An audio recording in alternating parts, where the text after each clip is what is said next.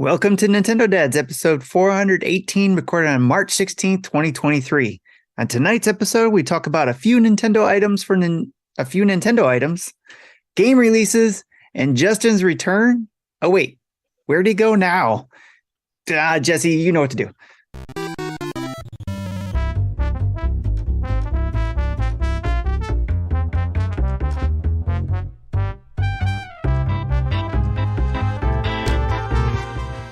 Hello, ladies and gentlemen. This is Tim and Jesse coming at you with episode 418. As I said, recorded on March 16, 2023. We did have Justin for a moment, but of course he disappeared. So he'll be back on in just a moment. But in the meantime, Jesse and I will just be hanging out and talking about the news and what have you. So Jesse, what's up with you? What's going on with you? Yeah, Justin just did a ninja smoke, poof, and it was gone. It's just poof. Yeah, things are pretty good. Found out that I might have to go on a business trip the second week in May, which means I might not be able to play Breath of the Tears of the Kingdom on the Thursday. I'm like, no! Oh no! I took that day off from work, but I might have to be out of town for it. I don't know. So, we'll see what happens. I'm sure you'll figure out something. Maybe I might have to bring my laptop and do some recording in a hotel. I don't know. That's not as fun. Yeah, you get to play around though. You did a great job when we were in New York, so I'm sure you could figure out something. You're the wizard. I did like the compliments that everyone else gave with like, oh, I got a cool setup there. Yeah, you did. Awesome on the go streaming setup, which was awesome. All right. Well, I'm doing okay. It's been a crazy week, and it's been just like a long week. So I'm happy to get to this Thursday and us to talking about some Nintendo stuff. So without further ado, let's get on to the news.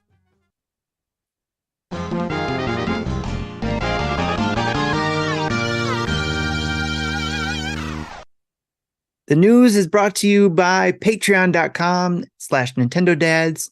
Huge thanks to our newest Patreons. That would be Jamie, and I think he was the newest one that came back on. Just re-signed up, I think, but it shows him as being the newest one. But thanks to everybody who is a Patreon at patreon.com/NintendoDads. As always, we thank you because it helps us to be able to do the things we do, like do giveaways. And go to New York. And go to New York, yes. And then potentially we're talking about going to some show this year, but we're trying to figure it out, especially since it's not, none of the big three are going to the E3. So so we're trying to figure all that out. So we'll keep you in the loop on that. But we're always grateful for anybody who joins and helps in giving us, making it easier for us to do those things. So like, it was a big deal for us to go to New York, and for all of us to do those things, we still had to pay some of that out of our own pockets in some instances, but in most instances, the major chunks of it were paid for. So thank you all for that. And again, anybody who joins in and everybody who has been doing the Patreon and the Twitch, and putting up with our ad reads helps in all of that too. So, and even if you don't do any of those things and you just subscribe to us on YouTube, that also helps a ton. And also the feedback on our podcasts. All those different ways are different little ways of being able to help us get to do the things we want to do. So thank you very much. But as I said, the news is brought to you by Patreon and all our patrons over there. All right. First up on the news list is Nintendo gives away a vacation package for a family of 4 to Super Nintendo World. From now until April 25th, Nintendo account members can spend 10 platinum points per entry, up to 3 entries per person into the contest. The winner will be notified by email with instructions on how to claim their prize package by May 5th. And the winner will receive a 3-day, 2-night trip with up to 3 guests to Universal Studios Hollywood and must be used by April 25th, 2024, or their prize will be forfeit. Jesse, who would you take with you if you won this prize? I would probably take my wife, my son, and if the youngest daughter wants to go, take her. Otherwise, maybe one of Matthew's friends would go with. I don't know, for the fourth chair. Nice. But yeah, Nice. I did put in my 3 entries.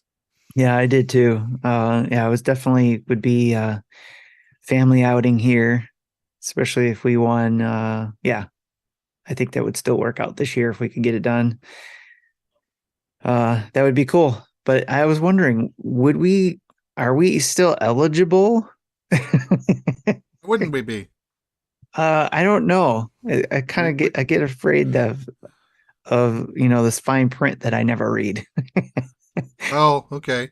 But yeah, so you think because we sometimes get codes from them, or Because we have some sort of relationship with them, yes. So I don't know if that would make, like, if there's some, because I didn't read it, if there's any small print that says like content creators are ineligible or something like that. I don't. Yeah, I had to highly doubt that. We will have to comb through that Yeah, and double check. But I would imagine, since we are not employed in any way true. by Nintendo, either as an FTE or contractor, we would be eligible. That's what I was thinking too. Even I think if anybody were to be excluded from that, it could be people like Roger who are specific. What do you call Yeah, them? What are they called for Nintendo? The ambassadors for Nintendo. yeah, maybe. I don't know. I Is don't he? know if they're I eligible don't. or not, but I we'll have to ask him. yeah, But of course, he lives there, so he's already been there like 3 or 4 true, times. true. Yeah. So Hey Doug, send me an email, a DM real quick. Let us know if that's the case, or see if one of your employees can send us that information. right. Thanks, Doug. All right. Yes. So Bowser's yeah, on. if you haven't already, go to My Nintendo and use your points to go to try to win a vacation package for a family of 4 to Super Nintendo World in California. So that's what we're talking about, Mecca, in case you didn't catch that. So, all right. Next up, we got Pokemon Scarlet Violet update rolling out by end of April. So that's a big deal, right? Depends on what they put in it. Hopefully it's the fixes. Hopefully they're Yeah, gonna fix some stuff. that's a big hopefully.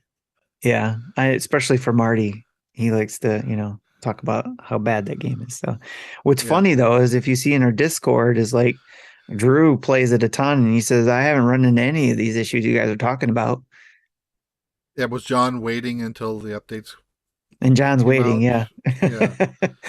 But Drew's Yeah. been playing for his kids, so Yeah. I think I didn't see any like major glitches when I played through it. I think the part that was the most annoying was when I was in the lake and water area in the okay. northwest, the other north, and that was like 15 frames a second. Yeah, yeah. That is I've seen that too when I played. So you can tell in the graphic side of things that it needed some polish, and that's what I'm hoping comes in there. And then of course the fix for things as well, that will help make sure it doesn't crash, like when you're sending postcards. So That's the optimal one. Yeah. Ever yes, since we talked about that last week, I have not launched the app and to do any of the postcard trades to get gimme goals. makes sense. So hopefully And that does fix that. yes, that's what we are definitely hoping for. So Justin, our welcome back. Thank you so You much for poofed back having me. in your ninja poof there. Uh, Becca says with special guest Justin. right? Yes. Yeah, my dog running around. Ninja smoke. Poof. Yes. Cashel, what are you doing, buddy? All right. So what are you I know you're not a big Pokemon gamer, but does your family have Pokemon at all or no? No. Okay, No, so not you at don't all. care about the updates or anything like that. No, not a thing. All right. Not a thing. All right, moving on then. Super Mario Run app updated to allow playing of 1 level per day for free. Speaking of a game no one cares about. Well, if anybody didn't play it because it was $10, and didn't want to play it. Now they can play one level a day. Yeah, And but they that- didn't play it 5 years ago. What makes them think they're going to play it Because now it's free. You just play one level a day. Justin, you haven't been using your hedger. You need to work on your shaving there. I know, right? Wow. Seriously, dog. All right. He's just having chaos in my office right Business Justin. now. Yeah, what's going on? I'm back. What do you think of that? Super Mario Run app updated to allow playing of one level per day for free. Yeah, I mean, this is the ideal to capture people who did not originally play it when it came out a long time ago. And of course, it coincides with the Mario movie coming out as well, right? This is part of the marketing campaign and push that we would expect to be associated with it. So this isn't overly shocking. Again, you want to bring people into your ecosystem. You want to make sure they're there, and you want to monetize. And that's really what this ends up doing, right? So this is, again, Nintendo saying, how do we grab the capital G gamer, right? Who's not already there? Oh, look at this. It's on it's on the App Store, right? Something you already currently have on your phone. So maybe you'll play it there. And by the way, here's the movie. So it's cross-selling, cross-marketing.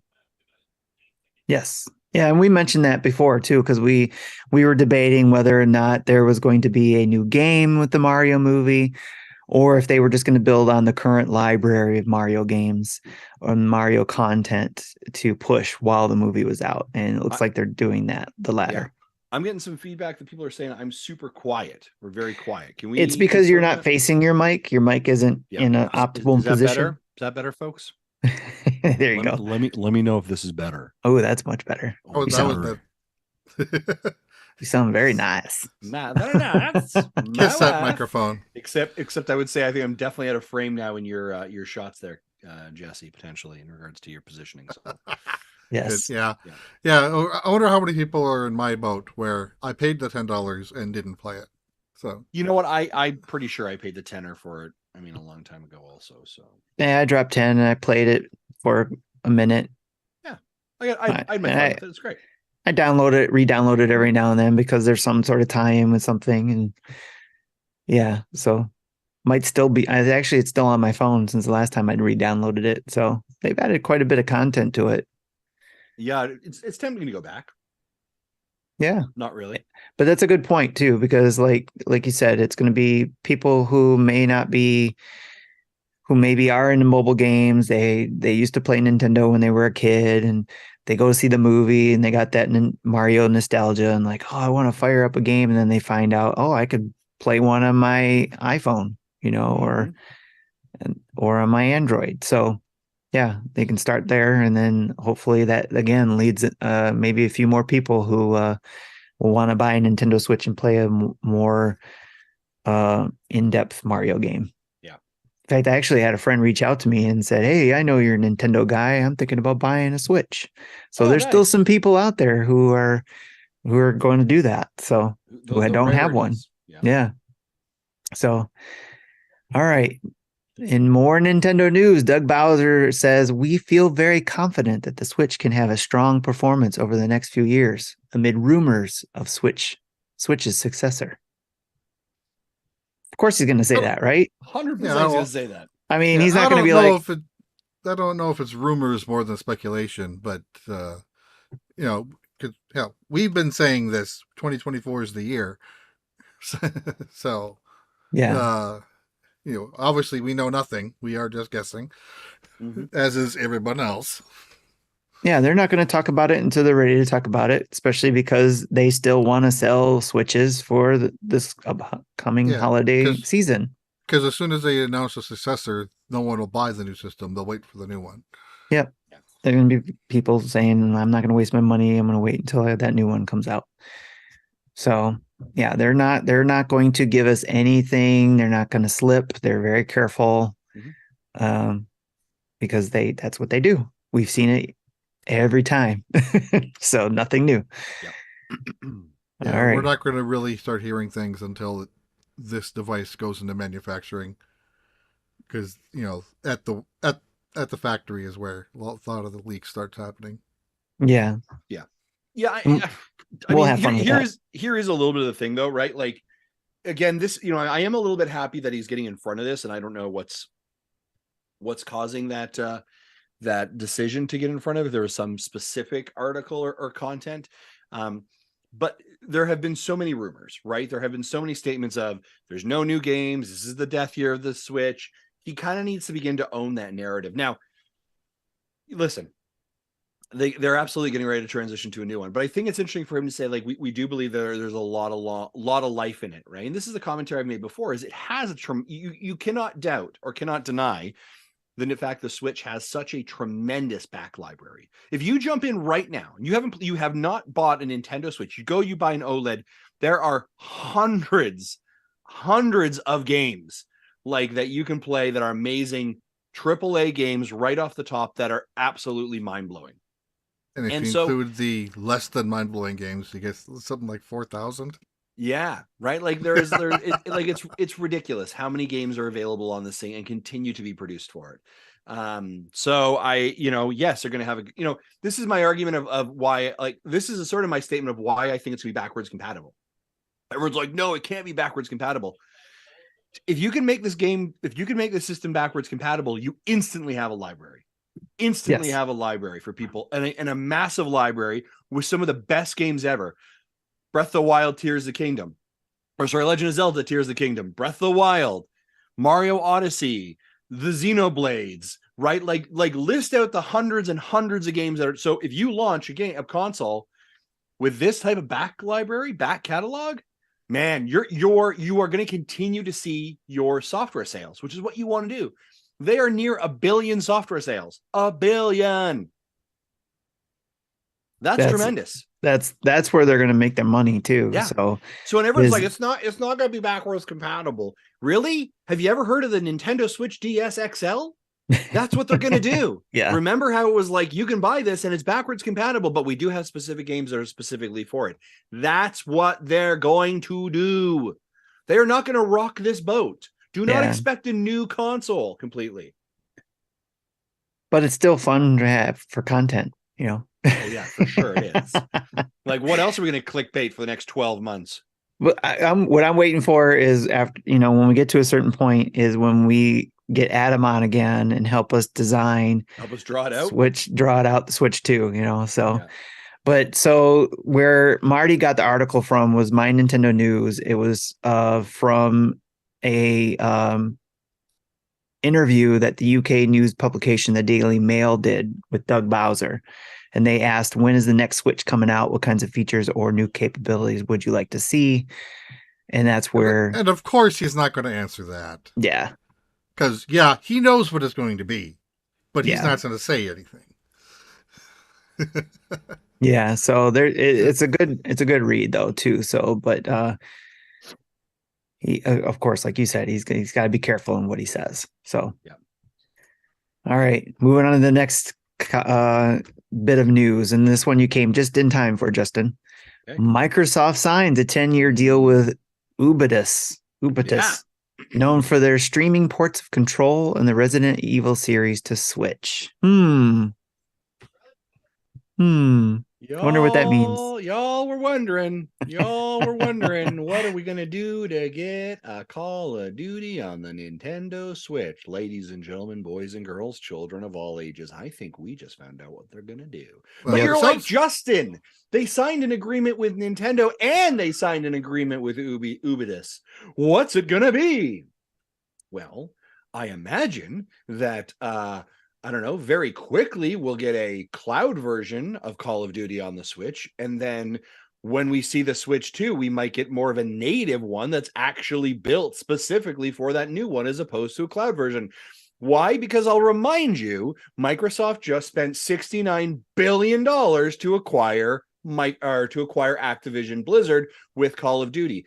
Guess what they need to do? They need to start making money quickly. So guess what they're going to very easily do? Port Call of Duty over to the Nintendo Switch using Ubitus's cloud infrastructure to do it, so that it's very quickly, once the John Hancocks are done, once the ink is signed, once the check has been cashed, that's going to end up getting over on the Switch real fast.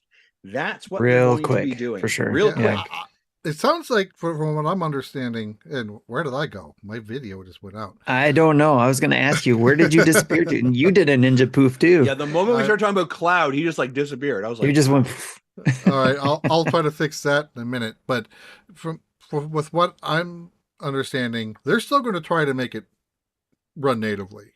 Yeah, they will. Call of Duty. This is could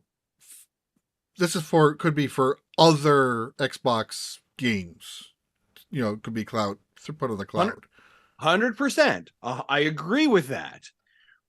And they are going to try and make it run natively, but in the short time to get it to come natively, probably to the Switch 2, we're going to put it on a cloud as quick as possible. And this is, if you've I don't even remember the channel name anymore, but what it sounds, they'll probably get like one Call of Duty game on the Switch, and then the next year they'll focus on whatever the successor is. Correct. Because they said to the regulators that they're wanting to put Call of Duty on the Nintendo system that has 122 million units sold. So yeah, so they said they're going to put something on the Switch. It'll probably just be the one game, and the one game is really all they need to satisfy that statement, and then everything else is probably going to be successor. Yeah. That also gives me the opportunity to announce here publicly that NindaDS is very excited to announce that we have signed a 10-year deal with Microsoft to bring Call of Duty to the NindaDS podcast day and date when the Activision Blizzard acquisition goes through. I will not tell you how many millions and millions of dollars that agreement was for, but it's super exciting. Man, I've been waiting for that announcement. Now I can talk about it. Jeez, man, we'd have to be so quiet about it. Or getting everybody and their dog on there. All right. Newest Splatoon 3 Splatfest begins 3/31, March 31st. Nessie versus Aliens versus Bigfoot. This, I mean, if you want to talk about anything that will separate a household, this is it. Right? Really? Like, which one do you believe more in? Nessie, Aliens, or Bigfoot? Right? Nice. And this also feels like we could do like one of like, what do you believe COVID was? Right? And someone's like, it's an alien virus. One person believes it was created in a lab, and the other person says it was put by the government. Right? Like, talk about things that will separate households. This Nessie's Aliens versus Bigfoot. I'm sorry that your uncle will no longer be joining you for Thanksgiving dinner after Splatoon 3's event. Yes. Pretty much all the chatter I've seen on Twitter about this is Nessie, of course, and showing Mario screenshots of Mario 64 or Mario, what 3D World had levels where you ride the back of a creature. Yeah. Are you surprised there isn't a Mario tie-in for this?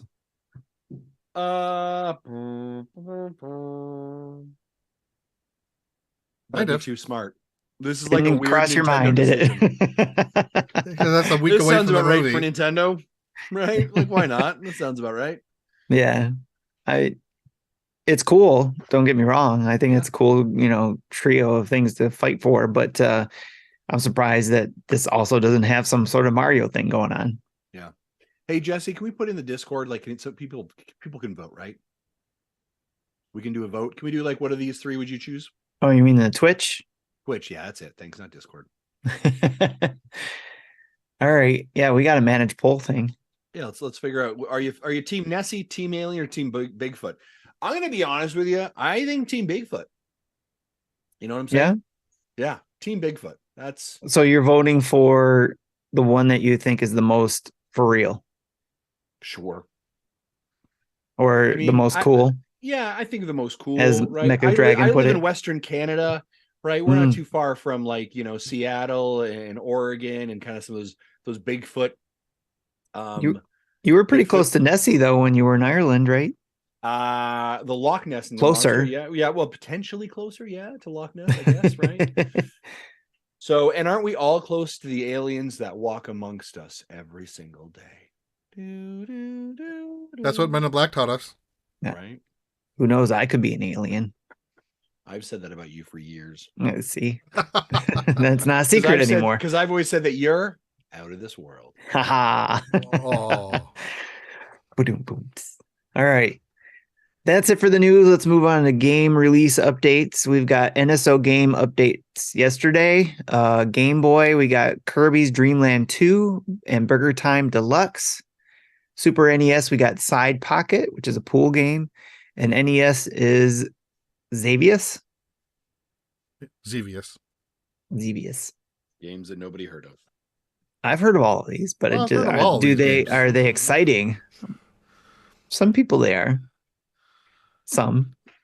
Yeah, Xevious is kind of up there with Gradius. About back when it was new, was probably one of the best type of shooters. Isn't that the isometric one? Or am I thinking something else? No, it's vertical, but it does have you shoot ships at your level with your normal gun, and then there's a targeting reticle that you use to shoot buildings on the ground. Oh, okay. It was ahead of its time. It was probably an arcade game, I'm sure. Yeah, it was an arcade game first. And then ported to the Famicom. Is there a poll going? Did you do one, Jesse? Or no, I don't know how to do that. Oh, I'll do it. Sorry. Give me a second. I got it. I'm trying to lead a show here. I know. I've got it. Oh my god. All right. Paparazzi drops on April 6th. Don't get all excited, guys. Calm down.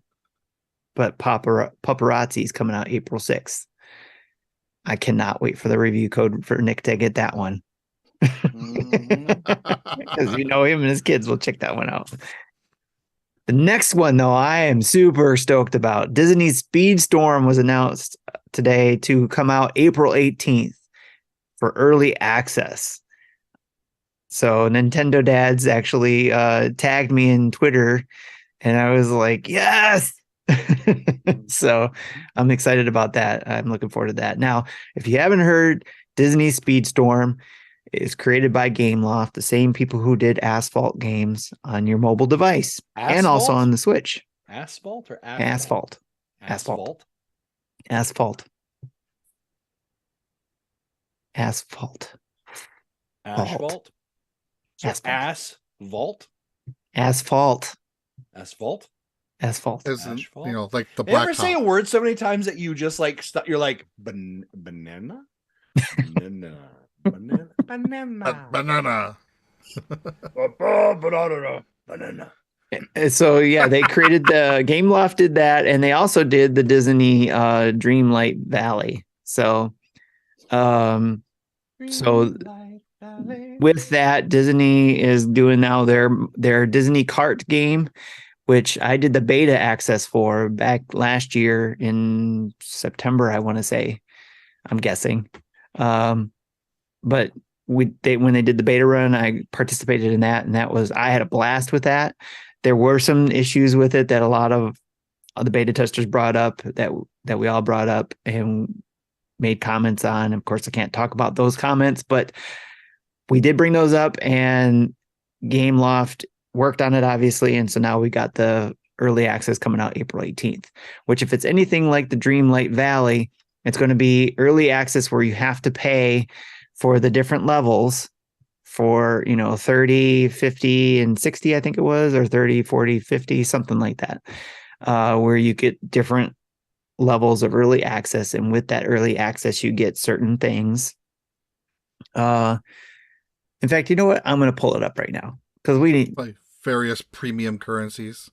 Yes. So just like the Disney Dream Light Valley, we've got Disney Speedstorm. All right. So they got the standard Founders Pack, the Ultimate Founders Pack, and the Deluxe Founders Pack. Actually, standard, deluxe, and ultimate in that order. So standard comes with the Founders Pack contains access to the game. Racer unlocks. You get Mickey Mouse and Donald Duck. And then you get an additional racer to unlock of your choice. You get 4,000 tokens for in-game currency, 2 golden pass credits, exclusive founding member racing suit for Mickey Mouse, Donald Duck, and the chosen racer, exclusive founding member cart livery for Mickey Mouse, Donald Duck, and the Chosen Racer, and exclusive founders. What? What?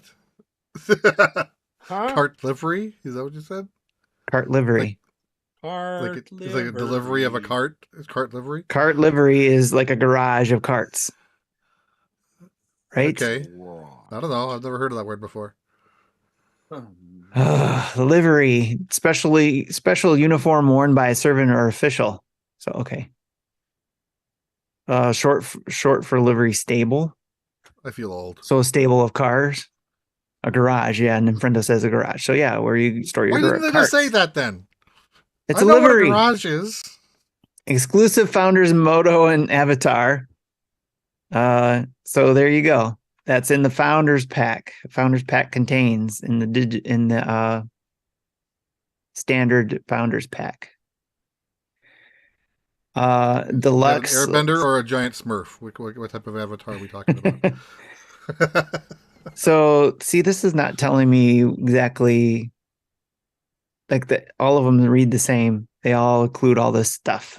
No wait, it's 4,000 tokens for the other one. So yeah, the deluxe is 7,000 tokens. So you get more tokens, and I don't see anything else different. So you just get more tokens. And then the Ultimate Founders Pack, you get 12,000 tokens and 3 Golden Pass credits. Plus you get a racing suit for not only Mickey Mouse and Donald Duck and the racer of your choice, but you also get it for Hercules, Jack Sparrow, and Mulan. Cool. So obviously, depending on which one you get, you're going to get those things. But I'm probably going to go for the Ultimate Founders Pack, of course. So, unless of other reasons. So, but that's what I'm going to go for. But I'm looking forward to it. How about you guys? You guys in any of this or anything like that? I'm really into it because like I said, I really enjoyed Asphalt games that Gameloft did. Spent a lot of hours on it when it came to the Switch. So I'm looking forward to seeing this. And when I played the beta, I had a lot of fun with it and looking forward to it because the characters were really well done. Yes, the carts are more real world looking than you would expect, but they actually fit very well with the characters. And the themes of each board with the music were spectacular. And I just totally dug it. And there's all these little things about it that every time you race through the board, you discover. So I think it's going to be a lot of fun. Yeah, no. Yeah, hard pass. All right.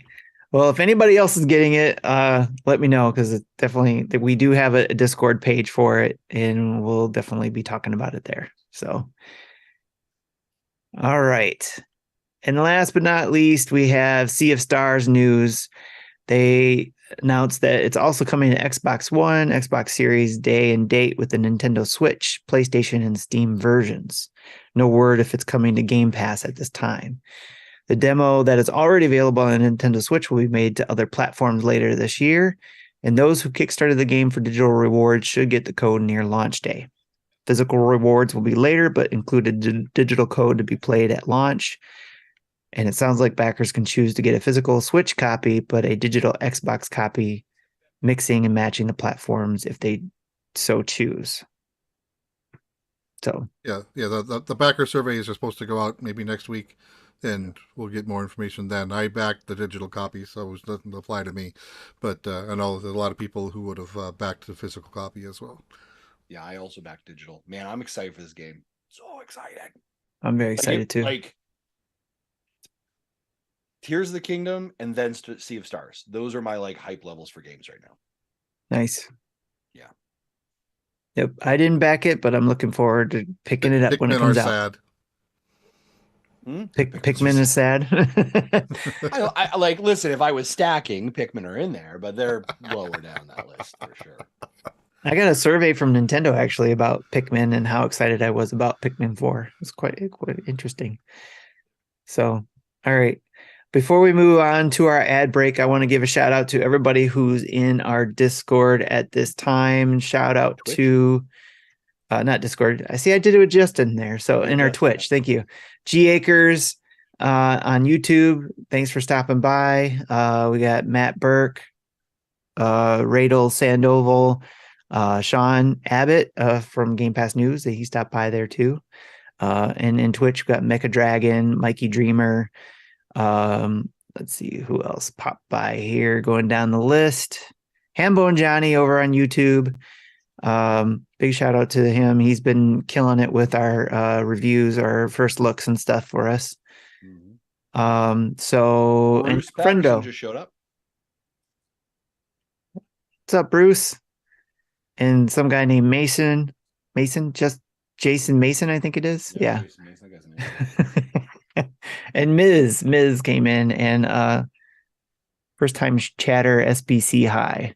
So cool. Also the Twitch votes are in. These yahoos believe aliens are more real than Nessie and Bigfoot. All right. Yeah. Good job, everybody. The next Nintendo Dads location that we go to is Area 51. Thanks to you for that vote. So all right. That's it for the news. Let's move on to the ad. Ladies and gentlemen, supporting Nintendo Dads is brought to you by Manscaped. This is a public service announcement. Manscaped now has beard products and is going even further with their brand new Weed Whacker 2.0. That's right. Go ahead and tell the world. The leaders in below the belt waist grooming are traveling north of your South Pole with their revolutionary grooming product. The new Weed Whacker 2.0 and their new beard line confirms that they have all the best tools for your hygiene toolbox. Time for you to upgrade your game by going to manscaped.com and using the promo code NINDADS, NINDADS, for 20% off and free shipping. And folks, if you're watching the Twitch stream right now, or YouTube, or VOD, Timothy Off is doing the most amazing Vanna White product placement with the Weed Whacker 2.0. Man, big thanks to Manscaped. I don't know about you guys, I've been using that Weed Whacker 2.0. Absolutely love it. And I also, speaking of the beard grooming kit, I absolutely love that beard trimmer. I know we talked about it recently, and I don't grow a beard, so I'm trimming quite frequently. I actually gave my products to a friend of mine who has like a big, bushy beard. He messages me a day later, and he says, and I kid you not, he goes, "These products are amazing. What is that promo code again?" And I was like, funny, you should ask. It's NINDADS, NINDADS, for 20% off and free shipping. Now, folks, we like to pay the bills. We got to keep the lights on, keep the mics on. This time, we are also sponsored by a new sponsor over here at Nintendo Dads. And it, ladies and gentlemen, is Conzer. Now, fellas, have you ever wished you were just a little bit taller? Maybe you matched up on Tinder, but her profile says you must be 6 feet. Maybe your date wants to wear heels, but she can't because it may make her feel taller than you. Well, we've got you covered, those short kings out there, because today's sponsor, Conzer makes shoes that make you up to 2.8 inches taller without anybody knowing. Look, girls need heels, makeup, and push-up bras. Why can't men get a little boost of confidence too? We're all the same height lying down anyways, if you know what I mean. Huh? All right, for a limited time, our listeners get an extra 15% off your order with the code NINDADS, NINDADS, at Conzer.com. The site is already 30% off, and with your code of 15% off, that's 45% off your entire order. Support our show and check them out at CONZURI.com and insert the code NINDADS. Big thanks for Conzer for jumping on as our sponsors for this month. Folks, check them out. We have got some fresh shoes, some fresh kicks. The dads will be sporting some amazing photos soon. And also the guys over at Dads After Dark's got a pair of them as well. So make sure you check them out. Big thanks to both Conzer and Manscaped for their support. Back to you. Yay! Let's move on to the events. Do it.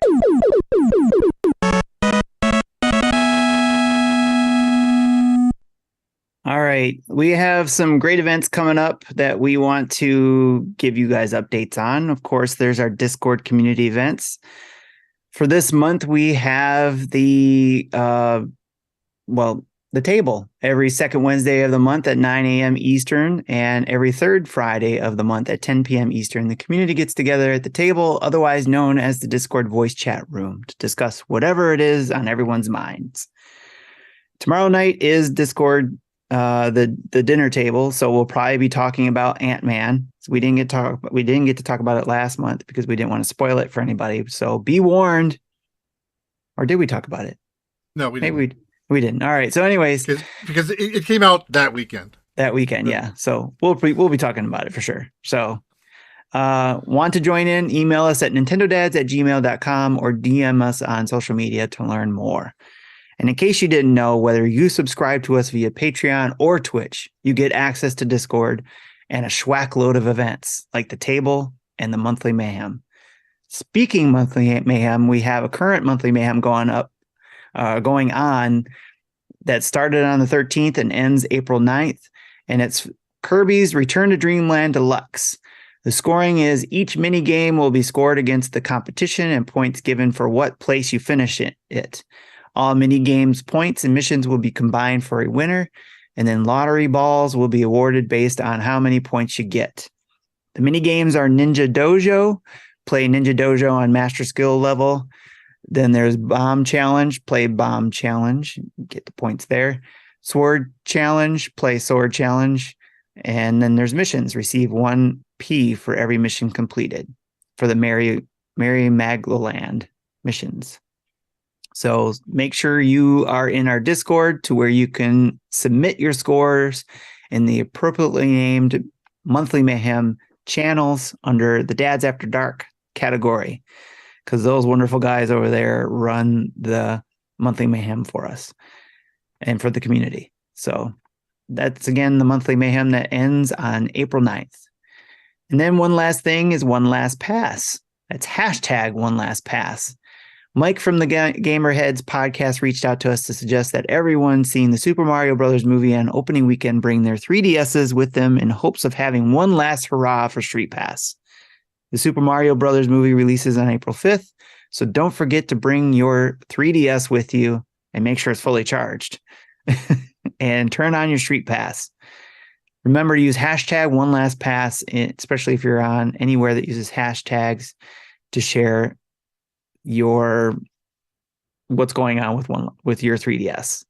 Either your victories or your defeats, I guess. Yes. And share your results after going to see the movie. Use One Last Pass as the hashtag. Let us know how that goes. Hopefully, if I remember to grab it, it's sitting here on my desk. Hopefully, if I grab it and remember, I will bring it with me when I go on the 5th. And again, over the weekend, I'm sure. So, all right. With that, let's go to what we've been playing.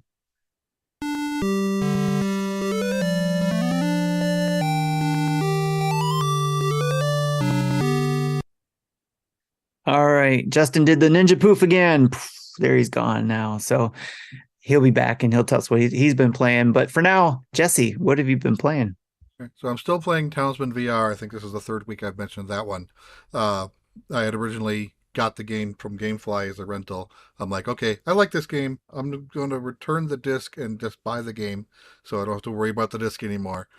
So that freed up a GameFly slot for when the next game comes out. By the end of the month, I'll get that disc in. I'll talk about that one later. When I was searching for it in the PSN store, found out that they have the PS4 version of the original Townsman game.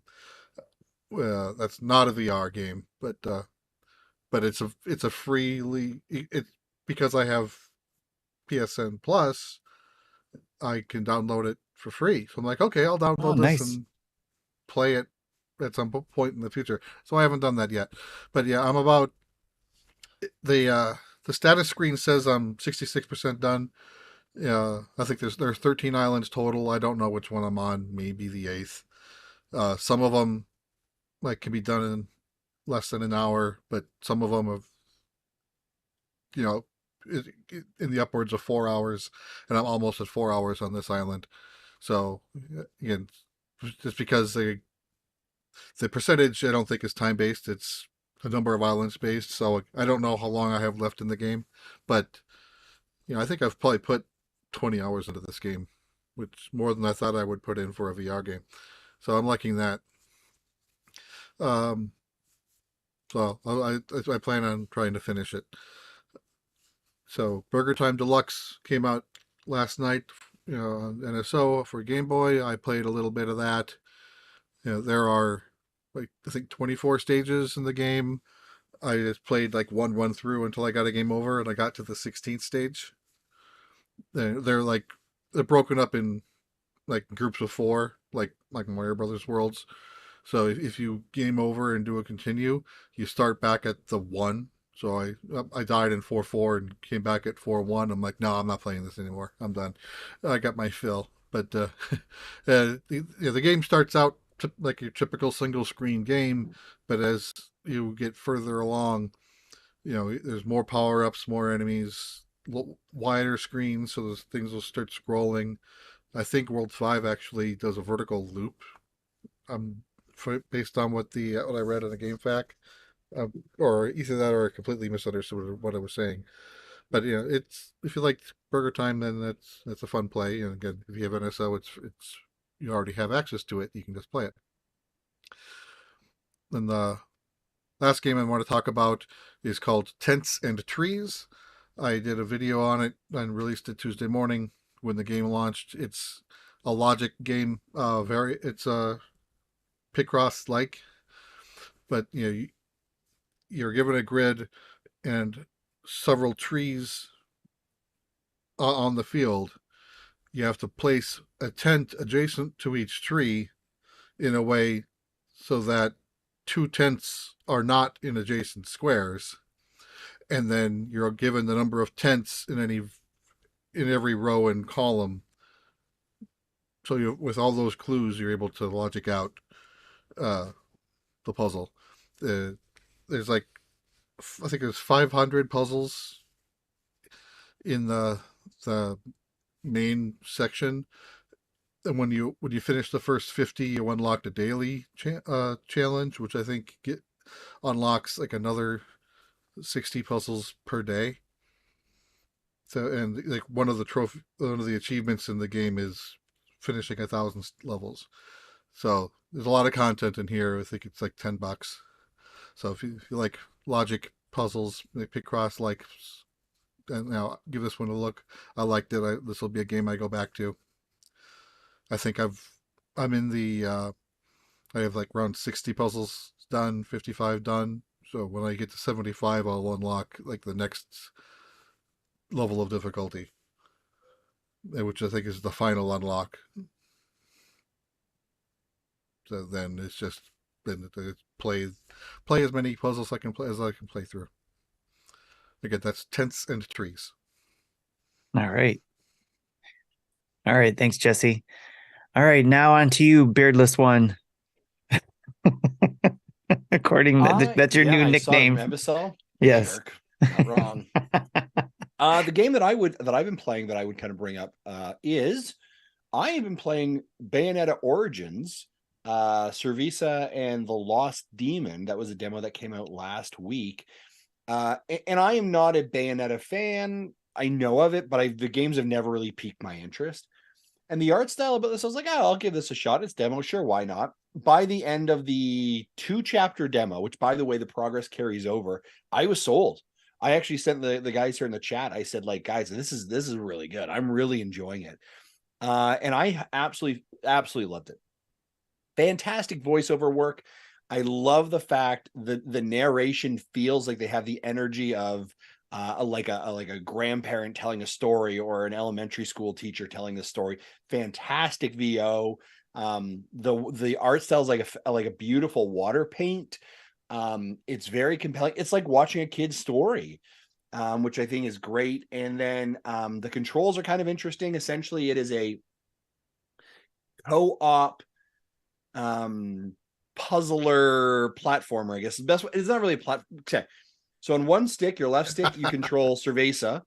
And on your right stick, you control Cheshire, who is the stuffed animal who's possessed and becomes your kind of like.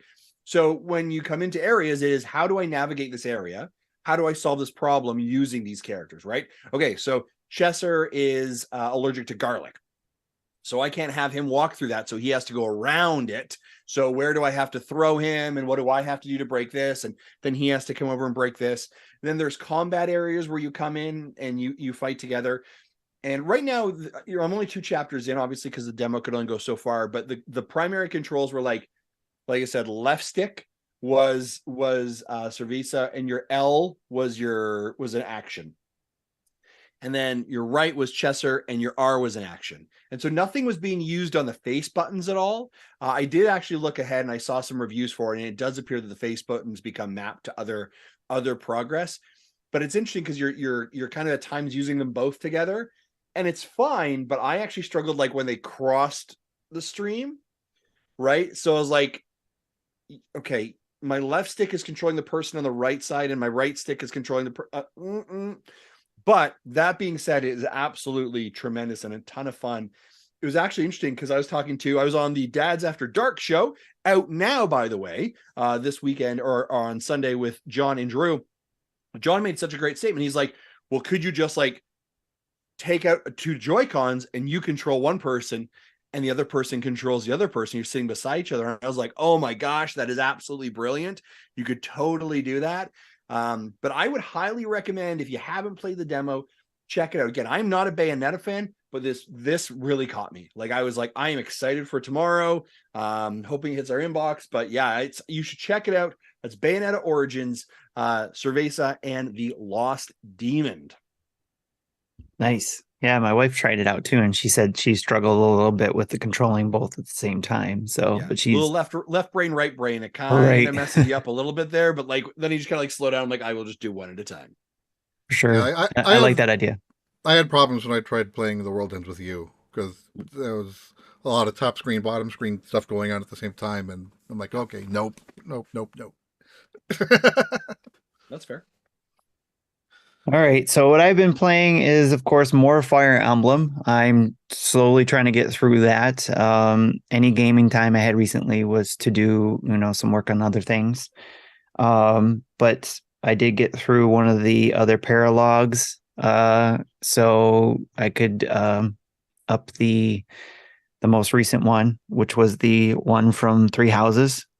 I forget his name already, but but yeah, I did that emblem in the paralog and boosted that up. So now I'm on chapter 18 still, and I think I'm just going to jump into that. I want to get into at least chapter 20 or 21 this weekend. So, but what used to take like an hour and a half to get through a board, a grid, a battle in Fire Emblem has now taken more like 2.5 hours to get through one, because it's the stories are getting deeper. There's more people to fight on the grid. Yeah, so it's like harder to just like the earlier stages, I was able to get through maybe 1 or 2 grids, maybe even 3, depending on what was going on. But now late in the later game, it's definitely just one at a night, especially if I want to get any kind of sleep. So, but again, what's that? Right. The story is really engaging, no pun intended, but I'm enjoying it, and want to see it to the end. And I'm trying not to let other games distract me. So, but speaking of other games, I played Flamekeeper, which that video dropped today. And the game comes out tomorrow on the 17th, or by the time you're listening to our podcast, it should be out. But Flamekeeper is a roguelite game with tower defense elements actually in it too, where you have to, the kicker is that you're using your life force to power up each campfire, because you're this little like piece of coal, I'm guessing, or ember, that is going around and destroying all these like creature bugs that are trying to keep the fire from going from each of these camps. So I have to go to each camp and have to relight the campfire, and in order to do that, I got to go find the tomb that has, or tome, or tomb Is it that has book or a crypt? It's a crypt. It's a Okay, tomb. that is a tomb. It's a tomb, yeah. So, because you can get runes in there and scripts and all kinds of stuff. So, but it is a tomb and a something else too. But anyways, you get like this rock or that's flammable, and you take it to the campfire, and you have to get three total. There's a 4 total, but you got to get 3 more, and then you give your fire that's keeping you alive some of it to light up that other rock to keep that campfire fully lit. And then once you light all 4, then you can move on to the next stage in the biome. And you can regain your health, your flame through the level by destroying those enemies and also getting regeneration if you get that and a power up. But there's also the ability to, if you die, you go back to the main hub overworld, you can upgrade your character with certain items. So, and you collect pieces of runes to be able to upgrade your character as well, to be able to fight better and longer and faster and all that kind of stuff. So it was actually it's very intriguing. It does get a little bit harder because I actually did 2 videos.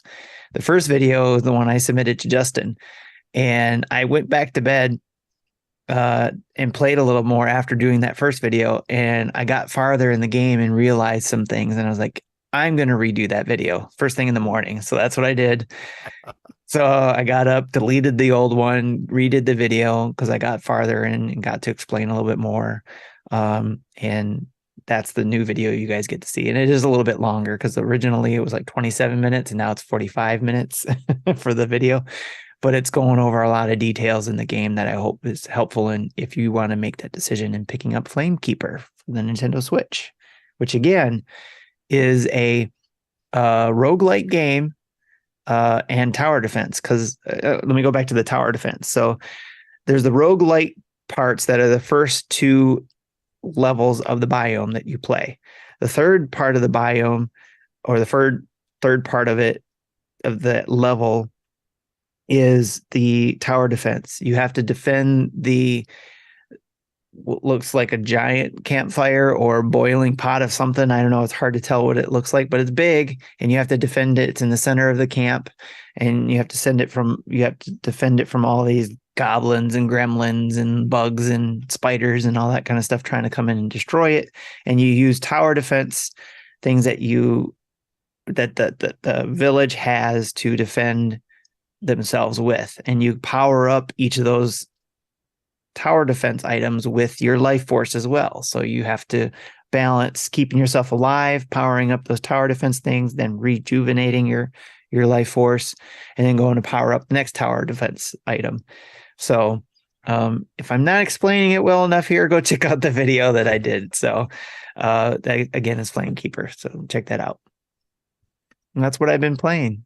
So we'll move on. That was a game that I forgot that I wanted to mention quick. Sure. I played the first hour of Metroid Fusion. I did that on a stream, so that video is out there as a VOD. Oh, nice. Cool. All right. Everybody's showing me up on the Metroid games that I haven't been able to play yet because I've been so engaged in Fire Emblem Engage. I have also been playing Metroid. See, there you go. All right. I'm going to lose my Metroid pass here. So my Metroid card. Did you get the buttons, by the way?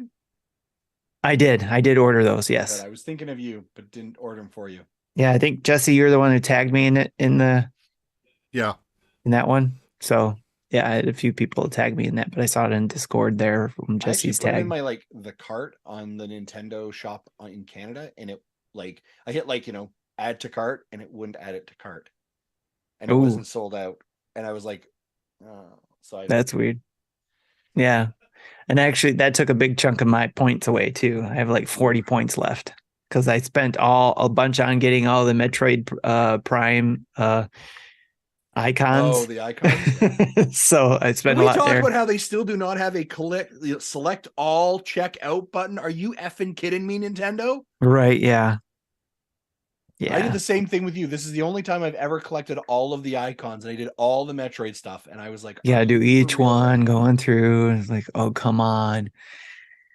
I still want to be able to mix and match all the icons I've collected, all the pieces, and mix and match and make my own, emblem And, with all the parts. and in some world, Nintendo's like, it is the joy of the game of purchasing it. Yes, it is. Like, get out of here. It's so you don't buy them all at once. You can make a healthy That's- You choice. really cherish them. I don't care. I want them Yeah, all. we want them all. If I get any, I'm probably going to want them all. Yeah. Like they just make it too hard. They just make it complicated. And yeah. All right. So let's move on to the community spotlight where we have a ton of questions. All right, question time.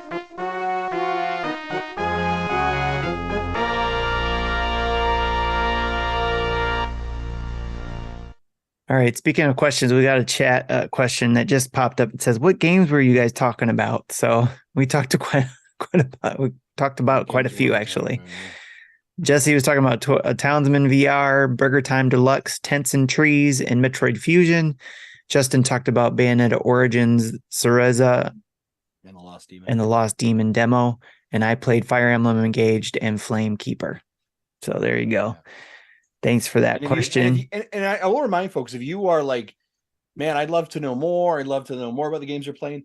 Typically, every single game that we have talked about has a let's play on our channel that we have typically done. That's kind of our agreement is usually we'll do a let's play for most content. I know like the VR one, that's probably not happening, right? Just because of capturing. But also there's a ton of other amazing content on our YouTube channel that includes a let's play of DC Justice League Cosmic Chaos. We have a bunch of amazing content creators who are Figment 2 is on there as well. Caves of Mars. There are a ton of great games that maybe you're like, I'm thinking about buying it or I want to know more. Head over to our channel. We might have coverage for you to watch. Make a decision before you buy it. Be educated. Hear our impressions. So again, I implore you, head over to the Nintendo Dads YouTube channel and hit subscribe. Yes. And the games that we talk about from what we're playing, I put a list of that games in the description of the YouTube channel and in the podcast version. So Yeah. Yes. Lots of ways to see what we've been playing. Especially if we didn't do a video for it, you can always check what Jesse just said in the description in the podcast or the YouTube channel. Michael Jones, welcome. Yes, a channel does exist of old guys talking about video games. Welcome. We're so glad that you're here. Yes. And then Friendo, you asked, did I get the Metroid 2 poster? You said you remembered it coming with the game. I don't believe I got that. I did get the special edition of Metroid 2, Samus's Return, and the stuff that came with that. So, but I don't remember a poster. Doesn't mean I didn't get one. Maybe I stored it away somewhere. So, great question there. And another question from the chat that came earlier was from Man Who Knocks. Love the name there. What's your favorite N64 game? I mean, the memories around Mario 64 is just too classic. Do you know what I mean? Like it's so. I mean, that and GoldenEye, right? Are the games that I always when I think of the N64, those are the two games that I absolutely always associate is Mario 64 and GoldenEye. Yeah. Jesse? N64 is a system I have like the least nostalgia for. So I think the only thing I can think of off the top of my head would be Ocarina of Time. Oh, yeah. Okay. Yeah, But I prefer the 3DS version. That's fair. For me, it's also a couch. You have 2 weeks left to buy it on the eShop. Oh yeah. It is a couch co-op type machine for me. In my memories with playing games with my friends, GoldenEye, WCW Mayhem, or any of the WWF games at the time. So the wrestling games and GoldenEye were definitely ones that I played all the time with my friends because they had the Nintendo 64. Friendo asks, what about Superman 64? Never played it. Listen, who said that? Ninfrendo? Yes. Ninfrendo, do you know how to time yourself out on Twitch? Right? You make comments like that. All right. You should learn how to time yourself out. All right. Next up, we got some questions from emails. First one's from Quag311. Marty's video on the PowerA wireless GameCube controller just came up on my YouTube recommendations from 4 years ago in anticipation of the Super Smash Bros. Ultimate release. This begs the question, what controller are you using to play Metroid Prime HD Remaster now in 2023? I still prefer the Wii U Pro controller with an 8-bit do Switch adapter. It's super lightweight and the 80-hour battery life is amazing. I will tell you, I am just using my Nintendo Switch Pro controller. I'm just playing it that way. And I didn't change the settings at all on anything. I just jumped in and it just felt amazing. That's how I'm playing it. Yeah. Cool. I'm not playing the game, but if I were, I would be using the Pro controller. Yep. Also, interestingly enough, that video that he's talking about, I'm pretty sure, interesting fact, I think that is the video that has the most views for us ever. Yeah, it's like up there. 100,000 views or something like that. It's in the YouTube algorithm, so it's seen by everybody. Yeah, that one was actually one that like we were like, holy cow, that popped off, and nobody expected it. Right. That was super. A lot of between that and a lot of the how-tos that Jesse does. Yeah, Jesse's how-to, like the voucher one. Yeah, folks, if you're ever wanting to like get into the YouTube world, here's the video formula for you, which we really should do a lot more of because they really become evergreen products. How to fill in the blank, whatever videos do well. All right. How to start up a Nintendo Switch, how to redeem coins on this eShop. Yes. Yeah. Like that one continues to monetize for us. That one's number 2 with 56,000 views. The PowerA one is number 1 at almost 99,000 views. 99,000. Okay. Yeah. That's big numbers for us guys, for folks out there. And that's like, big numbers for us. And then the number 5 is the video you made in November of 2016, Super Mario Maker 3DS unboxing. Oh yeah, that was funny. Yeah, that was funny because we got that like 3 weeks earlier than release date, and I did an unboxing. Everyone's like, "It's gotta be fake. There's no way that was real." That was when Nintendo actually sent physical things to houses, and it just showed up one day, and I had no idea it was coming. Right. That was 5 months before Switch launch. Yep. You were on top of the world then too, and Nintendo's sending you stuff. So yeah, and I'm also when I played the first level on Prime Remastered, I used my Pro controller as well. But I will most likely be playing it in handheld, using the Joy-Cons. So, and it played well when I played my Pro controller as well. So. I am desperately trying to add those Metroid pins to my cart, and it still won't take. I am what is going on right now? All right, Brandon Hallworth asks how all this talk of the Switch successor triggers scalper-based PTSD. It took me almost 2 years to actually get a hold of a Switch because of scalpers. A new system, scalpers assemble. I just don't want to deal with not being able to find the new system except on eBay for triple the cost. I agree, Brandon. That is something I am afraid of too, especially going from when the Switch came out, everybody was like, about it and all that kind of stuff. When we all were able to get it because we knew we wanted it. We weren't on the fence. But now, yeah, it's going to be PS5 level hard. Yeah. I like that's the funny part, right? Because I think that like when you got to remember the environment that the Switch was in when it came out, right? March of 2017, coming off of the Wii U. Now, they had done a really great job, the Nintendo Switch had, in regards to promotion and content and getting excitement around it, but none of us really knew if it was that great. And like the Wii U hurt people badly. Yes. And I think what happened was once the Switch had actually finally, like people realized, oh no, this is legitimate and this is amazing. Also launching with Breath of the Wild did not hurt. Right. Then it all of a sudden, I don't, because you got to think Nintendo has to be a company that at that point was mitigating risk. Right, you had only sold 13 million Wii U's, and you're putting a brand new in the entire lifetime. You're putting a brand new console to market that is a handheld and a home console. This could absolutely trash. Like this could be a dumpster fire. We don't know what's going to happen. So you're going to mitigate risk. So you're going to basically do like a small batch. Yes. Right. And that's what happened is small batch ran. And then everyone's like, oh my gosh, this is amazing. And that creates scarcity. Right. Because then Nintendo had to try and compensate and catch up for what they realized now the supply chain was they needed to get it. Yes. So it's very interesting, which again is the reason why, when everyone thinks back to, and everyone's like, why didn't they do a Breath of the Wild specific SKU for the Nintendo Switch? Because another SKU is a risk, right? You got to remember, they put out 2 SKUs when they launched the Wii U, the black one and the white one. Guess what? No one ever bought the white one. Right? So you literally have white Nintendo Wii U sitting on shelves collecting dust. You remember what the difference was? Like $30? Was it like 30? The hard drive or the memory. It had 8 gigs of memory instead of 32. 32. Yeah. Right? Like, so that, I mean, those were collecting dust. Yeah. Right. And so that is a loss leader. So they were being very, very cautious about it, for sure. Yeah, that makes because it was like easy to pre-order. Oh yeah. If you were confident, you were like, I'm a day one Nintendo gamer. We all obviously were here. But like you said, a lot of people were on the fence, but all of us who bought it and were like shouting out to the world, this is freaking awesome. Then everybody else wanted one. They didn't have enough.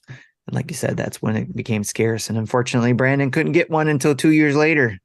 So, which is, I find kind of interesting too, is like it took him 2 years. So I wonder where Brandon's from to where it was that hard to find. So, all right. Great question. Great topic there. Question from Discord. We got questions from Discord. First up is Spider Shan, one of the first ones we missed. Don't tell Justin. Question for the dads on the show. You're 10 years old again and wake up early on Saturday morning for some good old Saturday morning TV. What cereal do you grab and what cartoons are you watching? I would say I would be grabbing Fruity Pebbles. And on a Saturday morning, I am watching probably DuckTales, Darkwing Duck, Teenage Mutant Ninja Turtles. All right. Are those all weekday shows? I don't think so.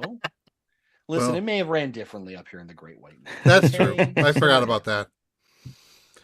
Yeah, I'd probably go with like Peanut Butter Crunch, the Captain Crunch peanut butter flavor. Mm-hmm. And I think cartoons I'd be watching around that time would have been like there was like the Donkey Kong cartoon. It was like Saturday Megacade, I think. I forget what they called it, but I had like Cubert and I think Kangaroo. They had a bunch of other cartoons, Pac-Man, and there was actually a Rubik's Cube cartoon that I watched. I didn't at the time. I didn't realize it, but yeah, it's horrible. For me, I always slept in on Saturday. And so when I did eventually wake up, I should say, it was Looney Tunes and a bowl of Trix. Nice. So that was probably what I would be eating more than likely. And if I ate all the Trix, it would be onto my parents' cereal, which was Raisin Bran, which I ended up liking anyways. So because I like the raisins in it. All right.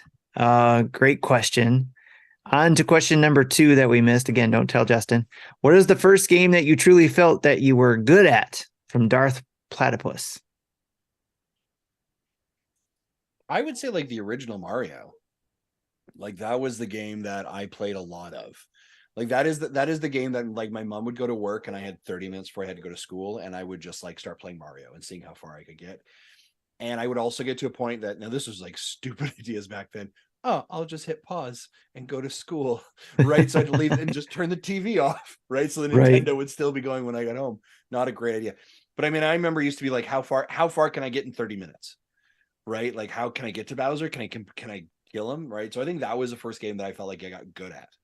But again, there wasn't many other games I like had when you first got the console. You were a speed runner before you knew about speedrunners. Yeah, exactly.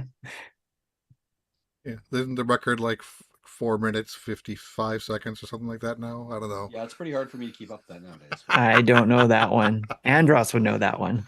He would be on here if he was on here. He's friends with Cosmic. Yes. So. He's into the speedrunning stuff. Yeah.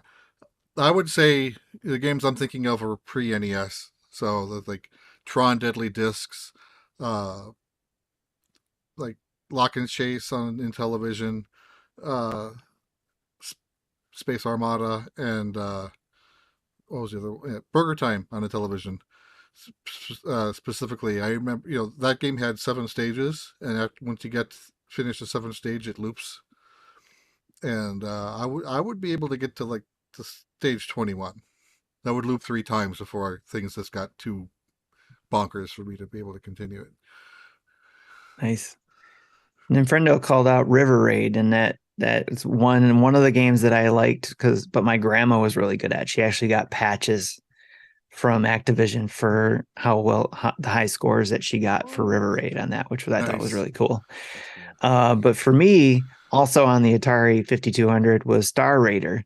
That was the first game I felt like I was like awesome at. It was like as close as you can get to a Star Wars game without getting sued. And then but figuring out the buttons on that controller, because it was one of those games where you could slide in the plastic cover that goes over the number pad, and then they ripped off the Intellivision controller. Yeah, and then be able to do like certain coordinates or certain actions in the game with that. And that game was like, I just remember it took forever to figure out. Yeah, it was kind of like that. But of course, 5200 was a combination of the 2600 controller and an Intellivision controller with the number pad. But anyways, yeah, when I finally figured out how to fly in that galaxy, go after enemies, and get through the galaxy on that was actually an open world game without knowing it was an open world, because it was just infinite space that you had to fly around in and eventually find where the enemies were and destroy them. So, but it was a lot of fun, and I felt like I was pretty good at that game. So, but great question, Darth Platypus. Thank you for that. Next up, we got another question we missed from Mecca, but I can't ask it because Marty isn't here, and he wanted me to ask Marty this question. So I'll move on to the next question that he did ask that is new, and that is based on what Marty said last week, I believe. Do you prefer to play games just to get through them easily, or do you want some kind of challenge in them? How challenging do you want your games to be? Because last week Marty said that he doesn't have time for games to be too difficult, especially if he wants to know the story and have some fun with it, and get through it. This was what brought this on was that the Mega Man collection coming up will have like 100 times multiplier damage if you want to turn it on. That's a great question. So I think one of the other things I would also add to that is like time, right? What is the amount of time that you have? So a great example is like, that's what he was saying. He didn't have time for all that. I was playing Celeste and I was really, really enjoying it, but I was also getting to the point that I was dying a lot and I was getting really super frustrated, and it was starting to like, I was realizing I was not going to go further, right? I could only go so far with the skills I had, and I was getting angry and frustrated. And I was like, but I really want to know this story. I really want to understand this. And so I love the accessibility that had for me to be able to change the scale, put on invincibility, and I got to see the story and I got to experience those levels. And I think that's really a cool option for folks to be able to do. And so whenever I choose difficulty, I typically choose normal, but I'm also not a person who's like too prideful to be like, no, I got to stick with normal. I love it when they're like, hey, if you want to change your difficulty or accessibility at different points of the game, go ahead. Tunic's a great example of that, right? Tunic allowed you kind of at any time to be like, turn off, turn on, change things, whatever you wanted. And just allows you just to, like, I do not play games to get frustrated and to get angry and to like, I play games for story, for escapism, for the also being like a badass and like feeling overpowered and just like, controlling stuff and being awesome in the story. And like you play it for different reasons. So if one of those barriers is too much for you, I love the fact that I can remove that and continue to enjoy it. And so I think it just allows for you to understand and to be more respectful and to be more, I think, to take more joy in the artist's thing that they do. Right. That's the way that I play games. Like someone's like, oh, Dead Cell, or not Dead Cells. What is it? Elden Ring. Oh man, I'm grinding out and dying. And I'm like, they're like 6-hour boss fights. I'm like, no. I am not doing that at all. Like that is not the life that I live. Right. So that's the way that I approach it. I'm never too worried about it. I'm kind of the same way. I try to play games. I start games off on normal. If you know, if I get frustrated and I have the option to bump it to easy, I will. Otherwise, I'll just bounce off of it. Like Persona 5, I almost put that on normal for the last fight, but I ended up finishing it without needing to do so. So but with Royal, you even if you can want to keep it on normal, you have early of access to high level personas that you could have just used, and I opted not to do that, so it was more of a clean run. Though I did use the 100,000 yen that the game gave me. But Nice. yeah, Yeah, I always jokingly say I'm not that good of a gamer, so I enjoy games to have fun, especially if it's got a good story or if it's some new mechanics or whatever, and I want to try those out. Um, yeah. I Like I don't want the game to be like so easy. It's brain dead. That's kind of yeah, why no, for I don't sure. really like dig Kirby games much. Thank you. I Uh, was just thinking the same thing. I was like, Yeah. and yeah, I know, Kirby is as hard as you want it to be, but I don't want it that hard. Yeah. it's actually interesting. The latest one I actually do find it like not super challenging. Like, oh my gosh, this is so hard. But like, I got to pay attention, right? Like, I do have to be present for it. Yes. Yeah. No, there's a balance to it for sure. It's basically you're trying to find the balance, and when a game allows you the option to have that balance of you want to continue to play without it taking forever because you have to replay a level several times, then you can turn it down a notch in order to try it out that way. So and especially when you can do it mid game, you can always turn it back up too. So especially after you get past a certain point that you might be stuck at. So So I do want some level of a challenge, something that makes me think. But yes, I don't want an Elden Ring. I don't want a Souls. right. Yeah, And I'll know part that's of those already day what that one. type of game is. You're like, nope, I'm out. Yeah, yeah. I tried the original Souls on PS3. I rented it, and it lasted 30 minutes before it was back in its envelope and shipped out. Yeah. So yeah, it's certain games like where I'm expecting it to have some difficulty that go through it. Like Metroid Dread, I kept that on normal. I played through that. Yes, it was frustrating. Yes, I didn't get through it as maybe some others could in a lot quicker. Like I fought Raven so many times, the last boss at the That end. guy sucks. I almost just like I wanted to quit, but I was like, this is the last boss. I can't quit. So I just was like, all right, I'm just gonna stop for the night. I'm not gonna say I'm done. I'm just like, okay, I'm gonna stop for the night. I wasn't getting anywhere, wasn't learning anything. So it's like I put it down and came back to it and then beat him. So it just was a Yeah, matter that's of just having a fresh mind and yeah, fresh yeah. That's when fingers. it really sucks. Is if you're banging your head against the wall and you don't learn anything new. It's just Yeah. And it's, that. or at least I thought I was, and I was trying to do the motions and all that kind of stuff. But Yeah, anyways, yeah. yeah. If you're learning things and changing your strat every time, sure, great. That's what you're supposed to do. But if it's Yeah. just time wasting for the sake of time wasting, no, thank you. Right. Then Friendo says, spoilers, you fight Raven? No, Whoops. no, not at all. No. Uh you fight the Baltimore Ravens. Yes, that's what you fight. The football How about team. Starfire? Yeah, Starfire Raven. Yes. Starfire or Raven, one of those two. They team up. Comes a DC property. All right. Let me get out of this hole I'm in now since I just spoiled the ending apparently. So, all right. Anyways, on to Episode's question, which was the fourth question we missed. Don't tell Justin. Who is your favorite fictional brand, i.e., Dr. Teeth? Fictional band, i.e., Dr. Teeth and the Electric Mayhem from the Muppet Show. Do you have a favorite fictional band? I've never thought about it, so I don't know. I have one. I But have to look it up real but quick. I was a fan of Animal back when I was a kid. Animal on drums. Sex bombs. Mm. Oh yeah, there you go. There you go. Gem and the holograms. There you go. That's a deep cut. Josie and the Pussycats. Yes, there it is. I said Jam is Pussycat Dolls. That's what I was excitement. looking for, Josie. Ooh, jam. Mhm. Yes, I remember those. My Those friend cartoons said the were on Beatles. Sundays. I'm like, what? That's not fictitious. The Gem cartoons were on Sundays for us here, so I don't know if it was for you guys, but I remember those. Yep.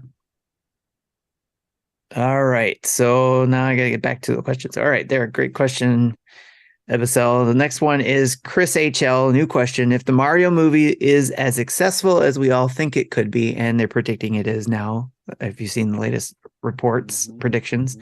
Will it inspire others to bring similar characters to the big screen in animated form? Which ones? Crash Bandicoot. We're going to see a Crash Bandicoot movie. Yeah. I mean, I think like a Donkey Kong movie is already confirmed, right? Like, I'm pretty sure they said that. Pretty sure they said they were doing that one. No, did they? I don't. I was pretty. Chat, can you keep me honest here? I'm pretty. I don't sure think they it was confirmed, like, a Donkey confirmed. Kong I don't think it was confirmed yet. in the works. Yeah. I'd like to see a Zelda one, a Metroid one. Yeah. I was going to say Ratchet and Clank, but they already did that. I haven't watched it, but they did one. They should do a Final Fantasy movie. Oh wait, they did already. They did that too, and that went unwell. They should do another one then. The article, one based on an actual game that people care about instead of whatever the hell that was. Yeah. I think that the article I read is estimating that the Mario movie will get $90 million in the first 5 days. Yeah, that sounds about right. Yeah. So, and I think it's interesting, right? Because video game adaptations right now are in a hot spot. So not only has obviously The Last of Us just finished. They have confirmed a season 2. In the works. Chat, keep me honest here. I'm pretty sure God of War has been greenlit as a adaptation. Fallout is already I think it's in post-production. I didn't know that one. Horizon. Yeah, neither did I. Is in production or moving in. I saw a headline for that. Yeah. Twisted Metal is in production. Oh, I forgot about that one. Yes, I'm excited about that one. There is, I think there's another one or two other games that are also in. Well, Gran Turismo, right? That just came out. That's based in the game. There are a lot. Can't forget about Tetris. Oh yeah, the Tetris one. Yeah. But the Apple video Plus, right? What's happening now is that the video game market, for the longest time, movie producers were like, let's just create sequels. But now they understand that tapping into movies, if done well, there is an install base already there, right? And for games. So you're like, oh man, I've played this game. I'm a fan of the IP. I will already go see it. Then you're actually doing the reverse, which is I am making you a fan of this IP that you didn't know exist. Did you know there's also a video game associated with it that can also be played on our very expensive console? Oh my gosh, right? This is the overlap of multimedia and multi-form communication that pulls you in. That's the point of it, right? So Hollywood is now kind of click. They have figured that out. So now shows are becoming so much more or it's a bidding war for video game IP. And I think too, it's there's some names that Friendo's bringing up. So movies like Doom with The Rock and Sands of Time and Tomb Raider. Yeah. I remember saying, I'm sure I said this on the show before, but it's been a while. When I saw Sands of Time when that was new, and I said, as a video game movie, it's good, not great, but as a movie, it was the most mediocre, average thing I've ever seen. It was basically a live action Lion King. That's what I was going to make a point of those movies there. I think a lot of those movies when they were trying to make another run of video game movies, I think might have been because the writers they dug in, they got writers who had no experience with these games, where now we have our generation who grew up with these games, who are great writers now, who are writing good content for these movies. So I think that's why we're going to get better movies. And I think the other part of it, I see the chat here popping off about, hey, Assassin's Creed, Uncharted, Suicide Squad. 100% agree. Those were stinkers. So it doesn't always work. But when you have the right people at the helm and the right people who were the creators, who had the vision and have their influence, then they understand the DNA of it. They understand what makes it special, and they understand how to adapt it. Why do you think The Last of Us, the adaptation, worked so well? Because Neil Druckmann was all up in that thing. Right. He was so involved with every single piece of it. Why do you think the Mario movie is? Why is it every time we see the Mario movie, we're like, oh my God, they include that and that and that? Because Shigeru Miyamoto has his hand on top of, like, touching every single person who's doing that, because that is part of his DNA. That's part of his identity. That's part of, like, he loves it so much. And so when it is through the creators or the author's lens and transitions to a media that's impactful, it works well. When it is, we do this for dollar's sake, i.e. Uncharted, Assassin's Creed, you can feel that. Or they don't give enough budget or enough care for it. So where, like you said, it's just a money grab. We've also saw it in the comics with the comic movies had to go, or the comic properties had to go through those stages of some pretty crappy iterations of their characters before it got good. So Mecha Dragon asked a question. I don't understand why they don't let the actors play the game. So they don't encourage if the actors have not played the game before, the reason is very simple. They do not want the actors to be influenced by the decisions and characterizations that another performer takes onto that. Yeah, so like if you Pascal. look at it, Troy Baker's representation, characterization of Joel is different than Pedro Pascal's characterization. Pedro is not doing an imitation of Troy's Joel. Pedro is doing what Joel is to him and his characters and the reactions to it. So you don't really want to be imprinted by somebody else's decisions that might inevitably impact you as an actor. So those are the reasons why they don't encourage it. Yeah, kind of taking the same topic and flipping it. Like Troy Baker's Joker is almost sounds like like a parody of Mark Hamill's Joker. Yeah. So he's trying to make it sound like what everyone thinks Joker sounds like instead of making it his own. I don't know if it was Troy Baker, but many people has voiced Joker. But there are challenges when you're asked to also, you may be asked to step in and do a version of that, right? In The Last of Us, that is not the same. Right. Great question, of course, from Chris HL. Thank you very much. And then the last question, Koopa Kid 80. Today is my son's 12th birthday. Hey. Little David B, or Dave B, aka Little Koopa Kid. He is a big fan of Nintendo and Nintendo Dads and loves the show. I've been listening to the show with him since he was a toddler. That's a long time. My question is, what is the best B-Day present any of the dads have received? Gaming or not, if you could have any games to drop on the NSO service for your birthday from the available consoles on NSO, what would it be?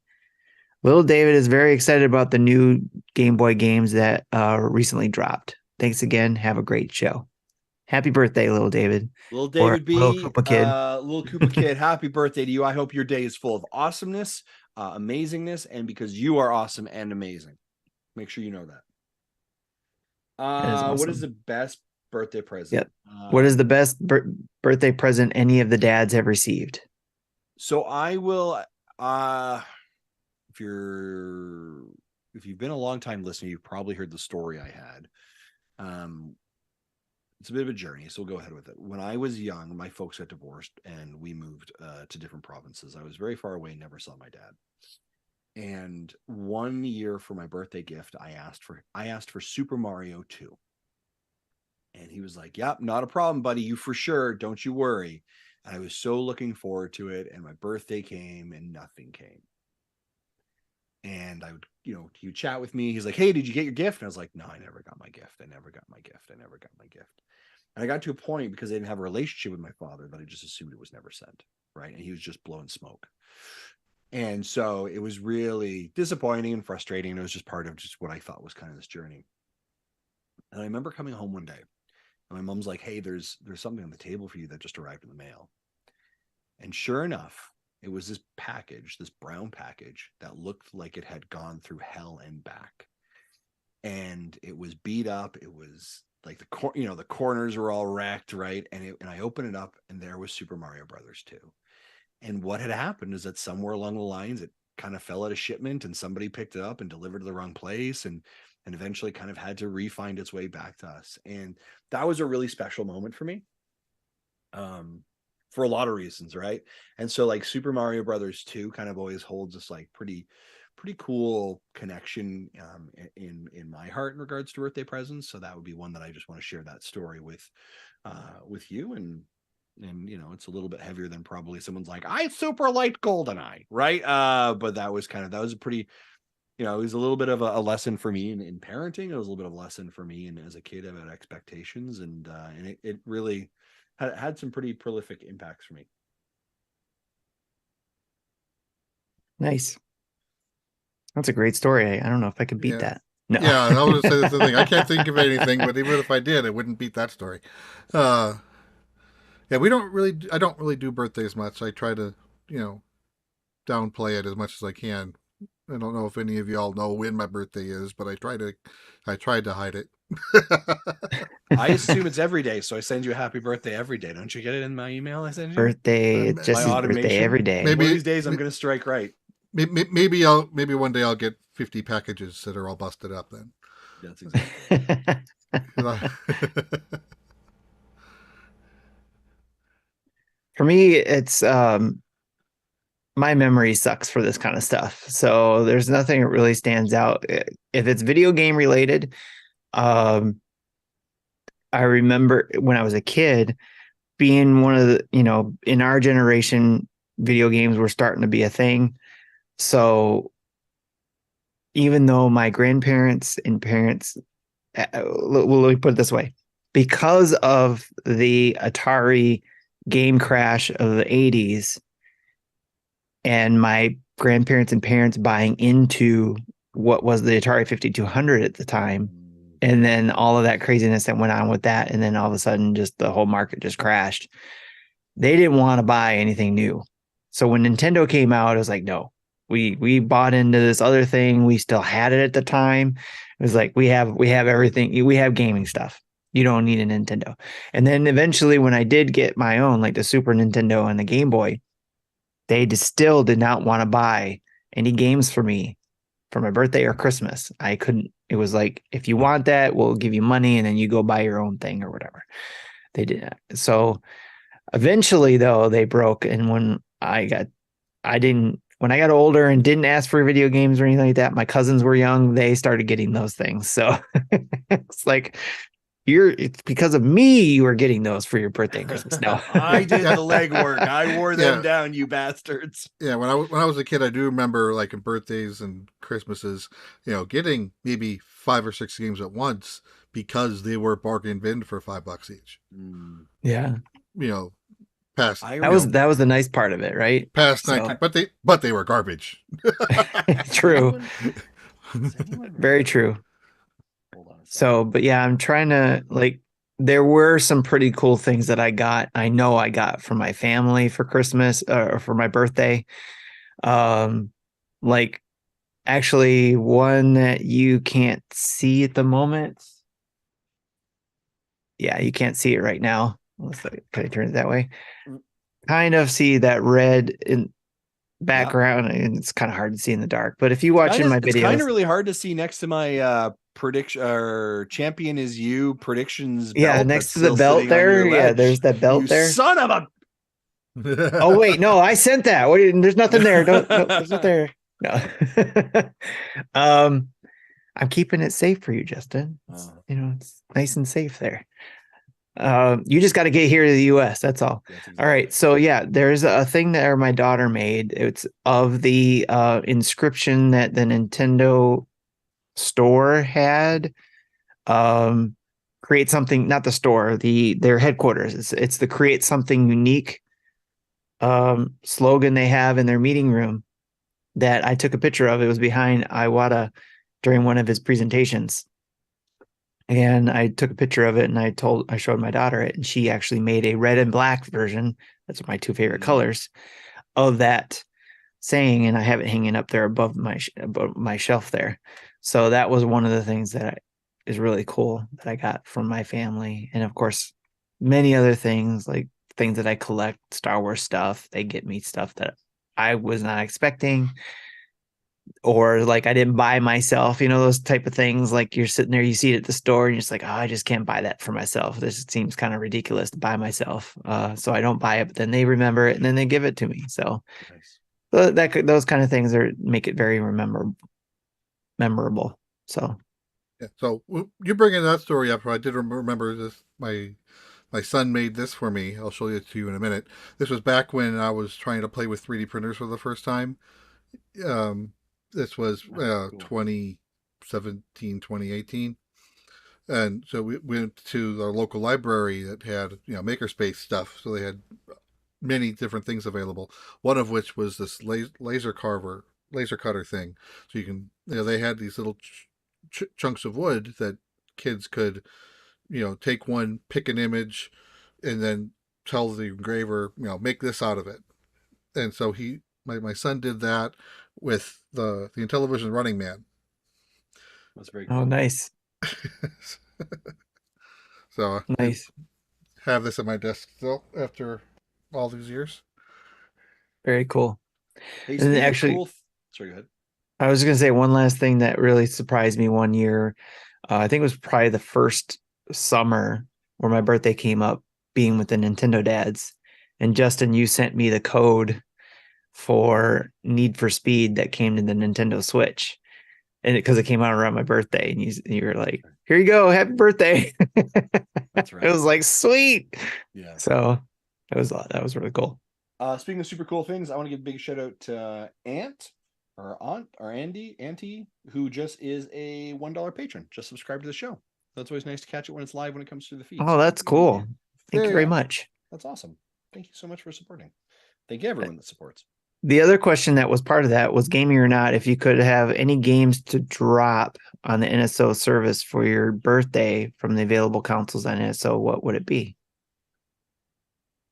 SimCity for the Super Nintendo would be super cool for me. Chrono Trigger. I like that one too, but Zero Mission. Yes. I'd take all of those. That would be super cool. All right. That's it for the questions that we got. Nothing in the voicemails, right, Jesse? Correct. All right. That's it. We are done. Anything you guys want to add before we close out the show? No, thanks for watching, folks. We appreciate you being here. Again, hey, if you could do us like a massive favor, here's what I'm asking for. If you have not, could you please, or encourage others, head over to our YouTube channel, hit the subscribe button. When we put out new videos, you get a notification if you click that bell. We got so much content coming out there. We work really hard to get content. We would love for people to get more eyes on it, share it as well.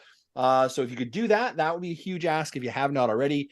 The other thing I ask as well, I love reviews on podcast catchers. I love 5-star reviews. If you are looking for something to do, maybe you're sitting on the toilet and you got nothing to do, you're looking around, feel free to give us a 5-star review on the pooper. All right, like that would be absolutely fine. Maybe not a poopy review. Not a poopy review. Maybe you're in an elevator. Just while you're there. Like a long trip to the top. Maybe that's it. Maybe you're waiting on your airplane before the airplane takes off, or they tell you put your airplane in airplane mode. And you're like, you know what I should do? I should definitely give Nintendo Dads a review, a 5-star review. We would appreciate that. It helps break the algorithm so that people find us more, and it's good for us. So if you could, man, I would appreciate you for doing it. Thanks, Justin. And so first, a huge thanks to our Patreon producers, Dave Ernsberger, to RJ Kern and Jacqueline Amira, as well as to our other 90 plus Patreons. Next, a special thank you to our 16 Twitch subscribers and over 1,402 Twitch followers.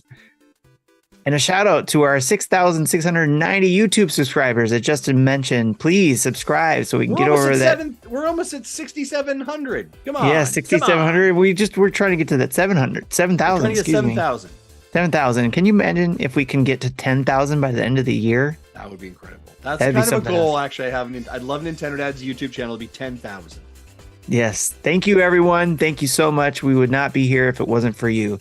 Check out our website, nintendodads.org, for Spotify podcast feeds and our show, as well as the other Nintendo Dads family of podcasts like the Game Pass News, where Nick and Sean go over the week's Xbox news and Game Pass releases, as well as a few other of their favorite non-Xbox topics. Also can go to listen to Dad's After Dark show, where Justin was just on. You want to hear me cuss? Go talk to this guy. He was chatting with John and Drew, and they were talking about video games, TV shows, sports, raising kids, wifey stories. No snaps. Also, here's something to watch for, folks. I got asked, marry, kill, the other part of that this is a family-friendly show, of my 3 Nintendo Dad podcast hosts.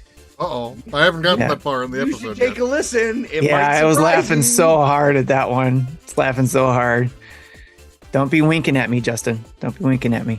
Anyways, everyone's favorite Drew topic is also about animal care. If you watch it or listen to that show, you would understand that reference. And since it's adults only podcast, they're never afraid of some honest chat. Just ensure the kids aren't around while you're listening, okay? Also, don't forget about the Retro Logic family of podcast, featuring Retro Logic with Dan, John, and Sam, covering all your retro gaming and retro gaming collecting topics. On Topic Retro with John, and a guest doing an in-depth overview and analysis of a specific retro game. And then there's Retro Groove with Adam and Liam, discussing music from all generations and types. And Film Logic with Mike and Eston, and every now and then a guest talking about all things to watch. And you'll find also our latest YouTube videos there, our tweets, links to our social medias, Patreons, and our Patreon and Extra Life pages, and Nintendo Dad's merch. And don't forget to check out our sponsors like Manscaped.com. Get 20% off your Manscaped order with free shipping with the code NINDADS, NINDADS. And also, Justin, who else do we have? Conzury. Yes. CONZURI.com. Use the promo code NINDADS. Get a couple extra inches, man. You can contact us in most places like Patreon, Twitter, Facebook, Instagram, Twitch, YouTube by typing Nintendo Dads, or email us at nintendodads@gmail.com, or call in and leave a voicemail at 929-25-NDADS or 929-256-3237. Big thanks to OC Remix for the music throughout the show. Download from your favorite podcast app of choice, and please leave us a 5-star review, as Justin mentioned earlier, and a comment about inches. Sure, why not? All right, that's it for me, Justin, Jesse, and our missing Marty. Have a good night, everybody. Check you later.